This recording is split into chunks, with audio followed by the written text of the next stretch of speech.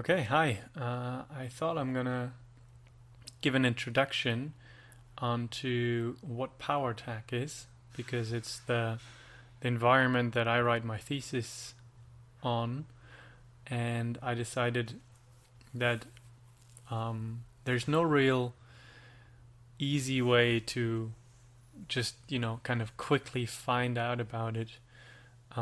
Even though I think it's a really cool thing to do. And so I decided I'm gonna make a YouTube video. So anyone who, just very relax or very easily wants to spend half an hour and find out about something curious, can do that over lunch or something while watching a video. So I also wrote a post about this, so that can be as a kind of guideline. But honestly, the website has a lot of resources, and there's also plenty of publications. So, in a nutshell, PowerTAC is a market simulation for energy markets, and it simulates both customers and brokers who trade energy between the wholesale market and the final customers. And it kind of tries to simulate a futuristic market where the customers are more able to also produce and store energy much more dynamically than we have today. So today we have these markets where you have kind of a central hub who produces, and then you just have a bunch of consumers around it. And in PowerTAC, the idea is that consumers are much more dynamic, so you have a stronger group of people who, I'm going to put myself a little larger here. You have a stronger or a larger group of people who also store energy for you, and you have a larger amount of people who regularly push energy into the market. And so it kind of tries to simulate how difficult is it for the market to handle these situations, and how should the market be designed, most of all, to facilitate a good market dynamic. And so, there's this on the left hand here is kind of the formal competition description. So this is what when you want to develop in it, you kind of read to get an overall idea about how's the entire thing structured. And so that one is definitely worth reading once you want to develop. Then there's the PowerTAC website, which has a wiki both for participants, and on GitHub there is the I don't know if it's linked here. Let me see. Well, there is the PowerTAC wiki for the developers, and this one goes much more into detail of how is the server structured, how is the sample broker structured, etc. But the entire organization here holds a various number of components, and so the entire thing is structured in a way that you have a central server that simulates the entire market, and then you have competitors who can compete in this simulation, and they write brokers. So that's kind of visualized in this image here. So the competing brokers are researchers from around the world, and they write these brokers in Java, and then they compete on these three markets for the customers.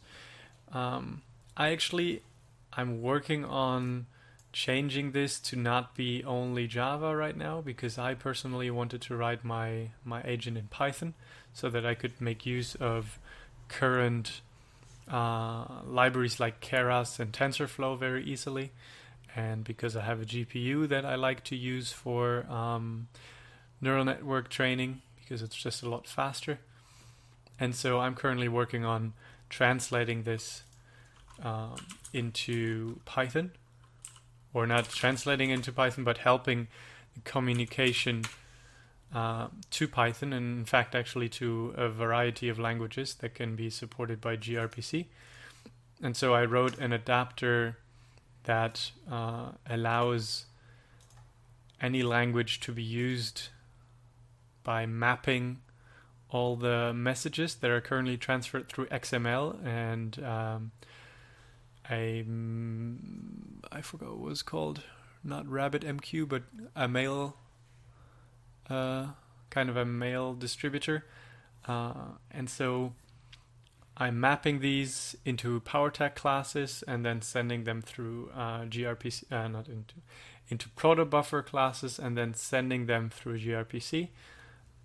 That theoretically allows both other languages to kind of act in this market because they have the bridge to talk to Java, as well as having a common API defined. That's simply because we have, I believe, should be here. Yeah, because this kind of defines the methods that can be called, as well as the kind of messages that get passed forth and back. And these are all basically just copied from the Java classes that are already present. I just translated them into gRPC or to protocol buffers, and gRPC then is the communication. So if we look a little bit into these three markets, it's interesting that these three were chosen as the core markets. So the tariff market simulates a energy tariff environment, and so what the broker has to do is it has to create a valid tariff that attracts a number of customers because it is competitive, but on the same time it of course needs to be economically feasible. And so the challenge here is to kind of balance the competitiveness versus the feasibility or the economic feasibility. Brokers can have a number of options to kind of construct this. So there's various rates that they can define. So brokers can have a time-based, so time of the day or day of the week based pricing for their energy. They can have a real time, depending on the market kind of pricing. So they can say, based on the price in the market, I will dynamically change your price live. But they have to kind of say what's the average price and what's min and max, etc. So that would obviously be the most direct way to give the customer an incentive to behave according to the market. But it's of course also annoying for a customer because, real world situations, you don't want to constantly turn on the light only when the energy market is currently allowing for you to do so. So there needs to be some kind of a balance, obviously. Then there's also the ability to let customers store energy for the broker and then release it later. So if you have, as a customer, if you have a electric vehicle, you can offer your electric vehicle battery as a buffer, and you can offer the broker to make use of this buffer and use that for the balancing market. And so there's a variety of very futuristic, or not really very futuristic, but currently not offered tariff structures, so that end users are very much incentivized to reduce their amount of energy used that is already given by any just electricity bills, but also to dynamically behave differently based on how the market behaves, and to offer their capacities back to the market and to also reimburse them for that. Then there's the wholesale market, and that one kind of goes along the lines of current markets, just the way they are structured. So let's say at T0, so right now we can look and trade for the next 24 time slots. So the whole thing is kind of structured in time slots. And so we can trade in the next 24-hour time slots. Obviously, the closer to now, the more expensive on average is the energy. If you kind of dismiss the fluctuations throughout the day and the week, the more short term you're trying to purchase energy, the more expensive it will be. And so the brokers have an incentive to buy their energy as far ahead into the future as possible, but only, of course, as much as they really need, because otherwise they have an overcapacity, and that, again, is not economically rational.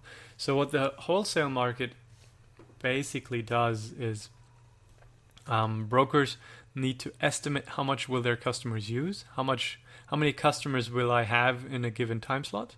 So, you also have to kind of evaluate how many new people will join your tariff, how many people will go away from the tariff. So you have to extrapolate your entire customer portfolio. And then you have to extrapolate how much they use in that given hour. Or really time slot. That hour is arbitrary, it could be hour, minute, whatever. And then you have to, based on this evaluation or calculation, buy energy in the wholesale market or sell if you have too much. And then the final market is the balancing market, and this one basically judges everyone's performance. So if you have, as a broker, balanced your customer portfolio really well, then you don't incur a lot of charges for being balanced or for your portfolio being forcibly balanced. But if you bought way too much energy, for example, then that energy is just excessive. And if you bought too little energy and you're lacking energy, then your bank account is charged with forced purchase of highly priced energy. And so that is obviously something any broker is going to try to avoid as much as possible. Now, I think the appeal of this entire simulation is described very well in the paper written by the founders of the whole thing, because it's basically offering to solve a very important problem of the future and of the present. It allows the solution of this problem, or not the solution, but the attacking of this problem through current research and through interesting technologies such as AI and machine learning. So, the better you predict how much a customer will use, the better you can purchase your energy ahead of time, and the better the market can prepare for this. Ultimately, it is always more expensive to produce energy on a short-term or very urgent kind of manner, rather than knowing ahead of time that you will need it and preparing for it. It also offers this very interesting concept of having this competitive, they call it competitive benchmarking. So you can have a number of research groups compete with each other. So it kind of taps into this human behavior of just being competitive and liking competition. Okay, I just had to check if I'm actually recording. So humans tend to, just be competitive. And so if you have this kind of construct where there is a competition going on, it's just, motivating to write a nice and successful broker. But it allows for a distributed way of a distributed way of development of new ideas. So, there's different groups from various countries, and they all come up with different ideas, and then they share their ideas through papers and GitHub repos. And so you have this large community of people working on the same problem. But I think it also has some weaknesses. And so while the entire approach the entire idea is great, the implementation Under no circumstances would I claim to have done it in any better way. I think it's already a very good system, but it needs to be expanded. And so if you really want to simulate, or if you really want to find out how to design the market, how to, that's basically game design from game theory. If you want to figure out how do we have to design the market so that all the incentives of all the actors are aligned, you need to have, or you need to allow for a larger variety of actors. So you can't just have brokers, but you need to have intelligent, or researchers being able to write intelligent vehicles, intelligent kitchen machines, intelligent household AI power managing units, something that manages your customers' household utilities based on how the market behaves. I could imagine that in the future, I would like my water boiler to not fill up with new water after I showered in the morning, because in the morning the energy is expensive. But I'd rather have it wait if I don't shower again throughout the whole day, usually, to not fill up, or kind of make a bet on this, that I'm not going to shower again in the day, and then wait until during the night and only then fill up. So, that would be a learning water boiler that figures out and needs to have access to the market prices, and it needs to learn how to behave intelligently. So it basically does the exact same thing as a broker would do. It would estimate my usage based on the time of the day and the day of the week, look at, at historical data, etc., and then make a bet onto when I will use how much energy. Of course, that would be really annoying when you come home and you have no hot water, so you would also have the ability, that thing would also need to have the ability to kind of have a buffer of a minimum amount of water that it can supply, or to kind of have this system be a dual system that can both do stored slow water heating and then on demand very quick but expensive water heating. So there's a variety of things that I think should be implemented as well, and for this the system needs to be expanded and maybe even redesigned a little bit. So I think what I'm trying to do here is to first of all explain what it does, to obviously motivate to join this, because it's a lot of fun to develop with a number of people. There's a forum, there's a Gitter, a Jitter, I'm not sure how to say it, a Jitter group or a Jitter chat. There's obviously the PowerTAC GitHub repositories and all of that. But what I'm trying to do here is to create this adapter so other languages can be used. So people who don't like Java, maybe, that is, still a human thing. People don't like certain tools. And so if you have more tools at your disposal, more people might actually join. Python is a very common language for software engineers in undergrad education. So, opening the door to Python should be a good idea. And to maybe also motivate people to share more of their code on GitHub, because as far as I know, the other competitors don't really share their code. Whereas I would say, share everything. It doesn't really matter who wins. It really just matters to kind of progress the entire performance. And, that's just the way it works. You take someone else's code and then you're better one year, and then that person takes your code and is better the other year, or you look at it in between. So I think there's, definitely some things that need to be improved. Also, I believe that the entire simulation needs to be a little more designed in a way that actually allows for evaluating a number of different game designs. So right now, it assumes, it's not really coded that way, but just the entire way it's programmed assumes that there is a fully connected grid. There is an interesting podcast by Sam Harris where he interviews, and it's kind of sad that I don't know the specialist, Joseph Romm, who's I think a PhD from MIT about physics, if I'm not mistaken. But yeah, here PhD in physics from MIT. Yeah, and so he kind of argues that especially developing countries might have these kind of leapfrogging situations, just as they had with phone lines. So we have shown, or we have as a industrialized country, we tend to have an infrastructure that is extremely rigid, both in the telecommunication and in the energy market.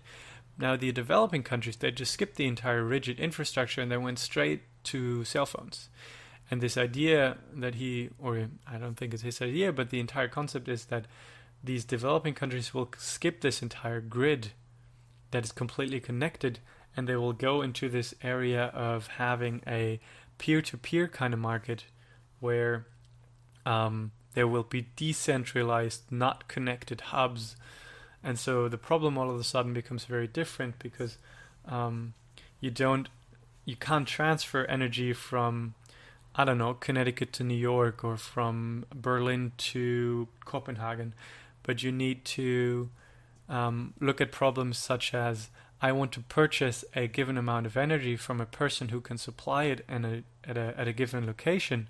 And maybe I'm driving my vehicle, or maybe I'm just going there to charge up some batteries, and so I want to go to a certain location. How can I interact with this person on a peer-to-peer basis? And so I think these are also questions that could be very interesting, and the simulation currently doesn't intend to answer these problems, but that doesn't mean that it couldn't do that in the future. And so I think there's a massive appeal. I mean, obviously, you have these very interesting problems. You have these very interesting technologies. I mean, OpenAI, DeepMind, they're just pushing forward with all these AI technologies, with reinforcement learning, which is used here in the wholesale market because it's basically a Markovian decision process.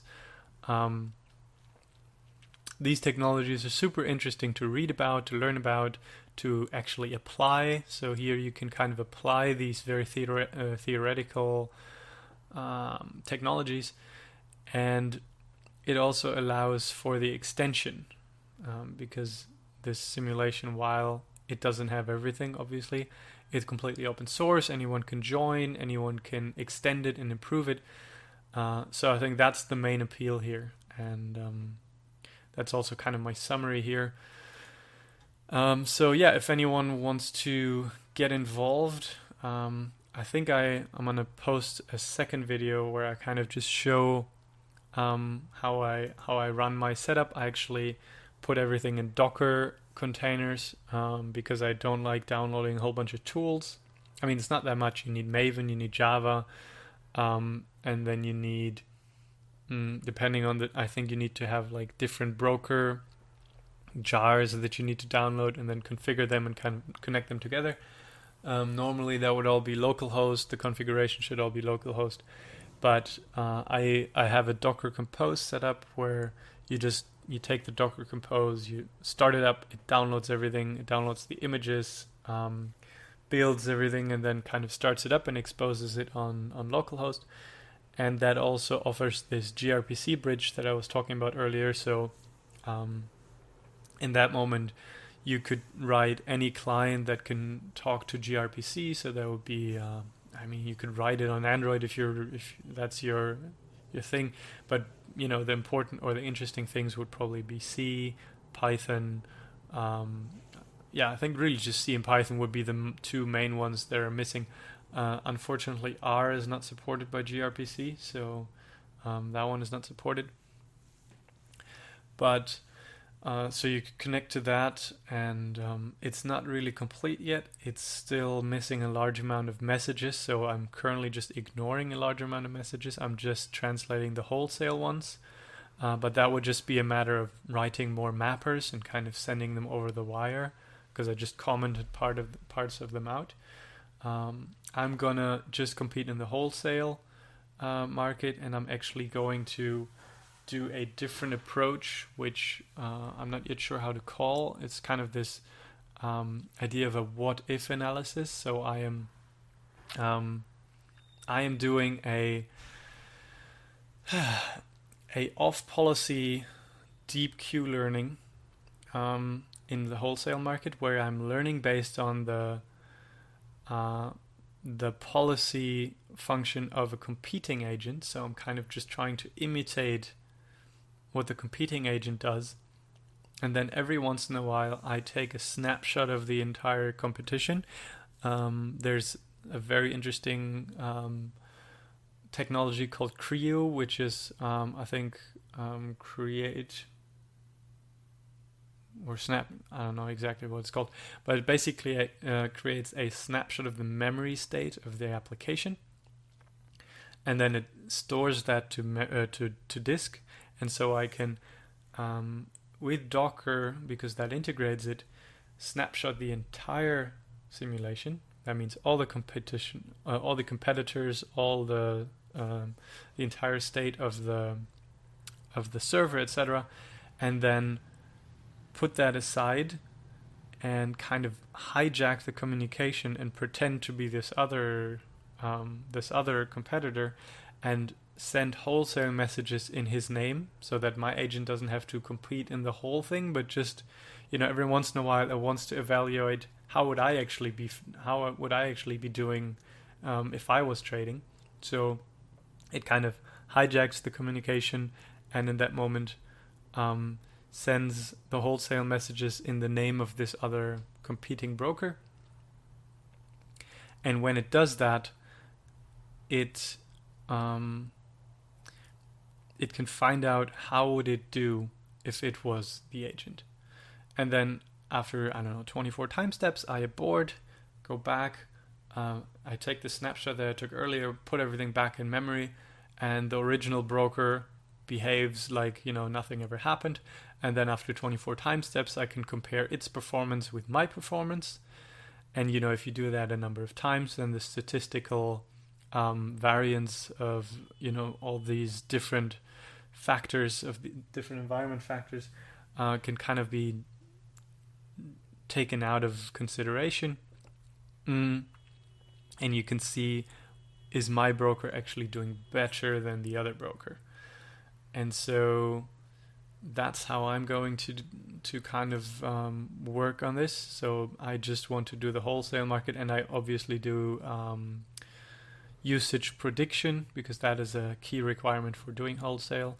But the entire framework I'm writing in Python will entail or offer all of these. So there will be kind of places to implement a balancing strategy and places to implement a tariff market strategy.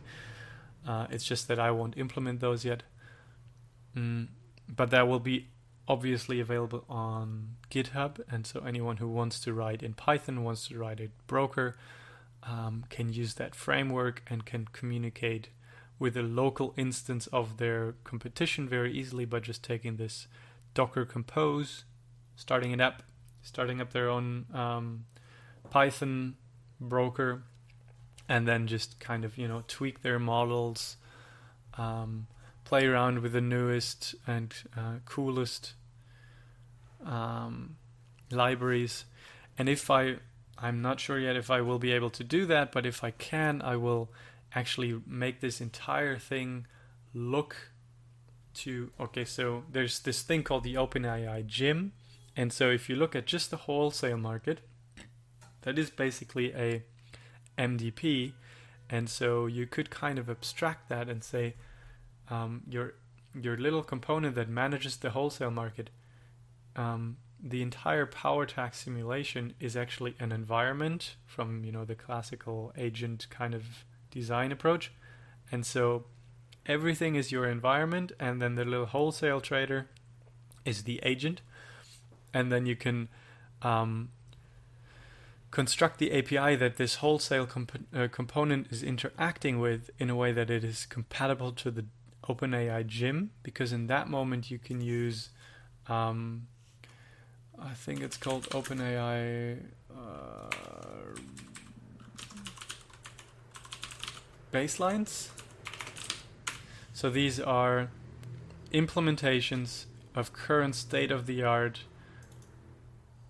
reinforcement algorithms. So if I manage, and I don't think I will in the time that I have for my thesis, which is another 2.5 months, But then that can obviously be extended by someone else.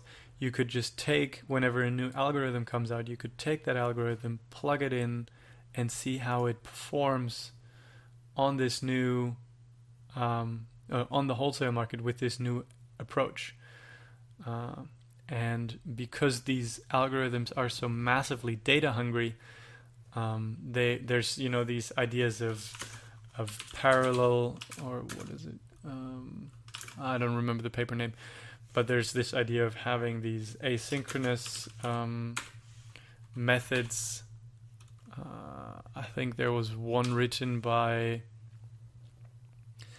the guys from TensorFlow, I want to say, but I'm not sure, which allows several environments to be kind of parallelized, and then one agent acting in all of them at the same time. So you step through all the environments step by step in parallel, and then this one agent kind of takes all the new environment information, decides for all these environments how to behave, it gives out all the actions, and then these actions are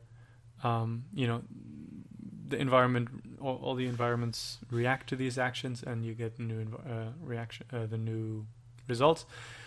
And so you could have a number of, 50 or 100 competitions run in parallel, and you could have this one component act in all these wholesale markets in parallel and learn from all of them at the same time, which would very much improve the wall clock speed. And that's what OpenAI, etc., are doing. They're simulating when they do their walkers and their.